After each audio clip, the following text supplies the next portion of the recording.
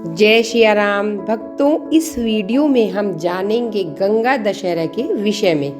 गंगा दशहरा इस बार 30 मई 2023 मंगलवार के दिन पड़ रहा है। ज्येष्ठ माह के शुक्ल पक्ष की 10वीं तिथि को गंगा दशहरा पर्व मनाया जाता है। इस दिन गंगा स्नान का विशेष महत्व है। गंगा दशहरा का पर्व ज्येष्ठ माह की शुक्ल पक्ष की 10वीं को मनाया जाता है। गंगा दशहरा मई और जून के महीने में पड़ता है। यह हिंदू के साथ साथ समस्त मानव जाति के लिए विशेष दिन है। भक्तों, यह वह दिन है जब गंगा को भागीरथ अपने पूर्वजों की शापित आत्माओं को शुद्ध करने तथा पापों का नाश करने के लिए गंगा को धरती पर उतार कर लाए। पृथ्वी पर आने से पहले देवी गंगा भगवान ब्रह्मा के कमंडल में निवास कर रही थी। इस दिन गंगा में स्नान का विशेष महत्व है। गंगा स्नान से व्यक्ति के सारे पापों का नाश हो जाता है। गंगा जल वर्ष भर रखने पर भी खराब नहीं होता। इस दिन प्रयागराज, इलाहाबाद, गढ़मुक्तेश्वर, हरिद्वार, ऋषिकेश और वाराणसी पर गंगा दशहरा का मेला लगता है। भक्त गंगा में स्नान के बाद मेले को आनंदित और वाराणसी में गंगा दशहरा उत्सव पौराणिक है।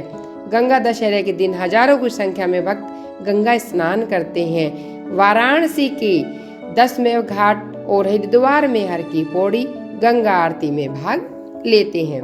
आइए सुनते हैं कथा। प्राचीन काल में अयोध्या में सागर नाम के एक राजा राज्य करते थे। उनके केसनी तथा सुमति नामक 2 रानी थी। केसनी से अंशुमान नामक पुत्र हुआ।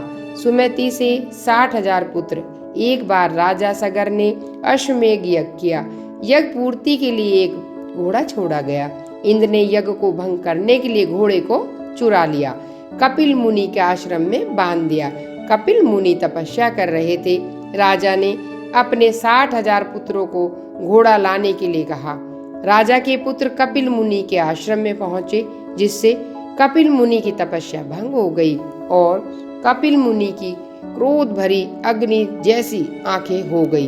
अंशुमान पिता की आज्ञा पाकर अपने भाइयों को खोजता हुआ जब कपिल मुनि के आश्रम में पहुंचा तो गरुड़ जी ने उसके भाइयों के भक्ष होने का सारा वृत्तांत सुनाया।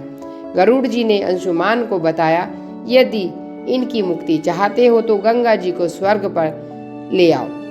महाराज सगर की मृत्यु के पश्चात अंशुमान ने गंगा जी को पृथ्वी पर लाने के लिए तप किया, परंतु वह असफल रहा। इसके बाद उनके पुत्र दिलीन ने भी तपस्या की, परंतु वह भी असफल रहे। अंत में दिलीप के पुत्र भागीरथ ने गंगा जी को पृथ्वी पर लाने के लिए कोंकण तीर्थ में जाकर कठोर तपस्या की। भागीरथ की तपस्या से प्रसन्न होकर ब्रह्मा जी ने गंगा जी को पृथ्वी लोक पर लाने के लिए वरदान दिया। अब समस्या यह थी, ब्रह्मा जी के कमंडल से छूटने के बाद गंगा के वेग को पृथ्वी का कौन संभालेगा। ब्रह्मा जी ने बताया, भूलोक में भगवान शंकर के अलावा किसी में शक्ति नहीं है जो गंगा के वेग को संभाल ले। इसलिए उचित है गंगा का वेग संभालने के लिए भगवान शिव से अनुग्रह किया जाए। भागीरथ ने एक अंगूठे पर खड़े होकर भगवान शंकर की आराधना की।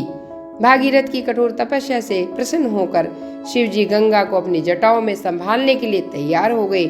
इस प्रकार भगवान शिव की जटाओं से गंगा जी हिमालय की घाटियों में कलकम निनाद और मैदान की ओर बढ़ी।